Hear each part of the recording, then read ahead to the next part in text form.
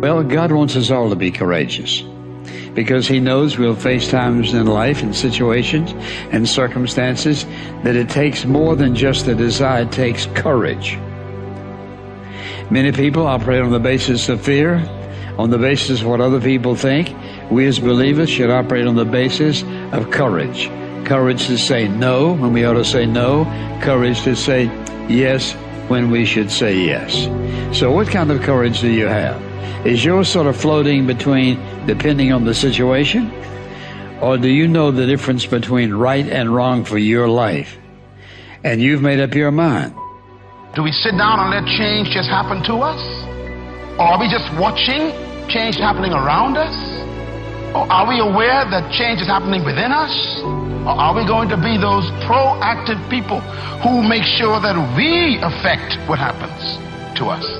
Change also produces four types of people. They are in this room. First of all, there are people who watch things happen. Not all change is improvement. You used to weigh 128, and now you changed. And for some of you, that's not an improvement. You lost your wardrobe. You lost your ability to climb up steps fast. You even lost the quality of health that you had. Change doesn't mean improvement all the time. But the problem is, without change, there can be no improvement.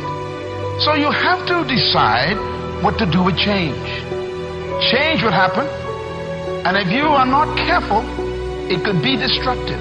So you have to determine, what kind of change do I want in my life? And I want you as a young person, as a mother and a father, as a business person, to think about your company even, or your family, or your educational pursuit. What kind of classes do you want to take in college this year? What kind of grades do you want? What kind of relationships you want to have in your life? Who do you want to drop and who do you want to pick up in your relationships? What kind of people do you want to associate with? Where do you want to travel that you've never been? What are the books you need to read you never read before? The changes come with choices. So what kind of person are you?